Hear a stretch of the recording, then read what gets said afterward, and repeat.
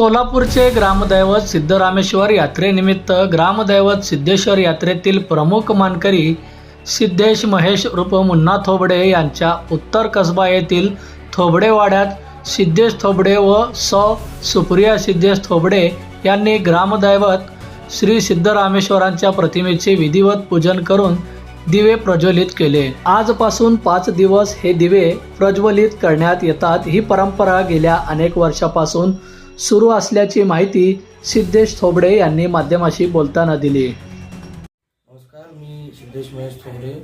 आज ग्रामदेवत श्री सिद्धरामेश्वर महाराजांच्या यात्रेतील जे दिवे असतात ते घालायचा कार्यक्रम आज आमच्या थोबडे परिवाराकडून मूळ थोबडेवाड्या इथं संपन्न झाला व हे दिवे हे 5 दिवसाचे दिवे असतात।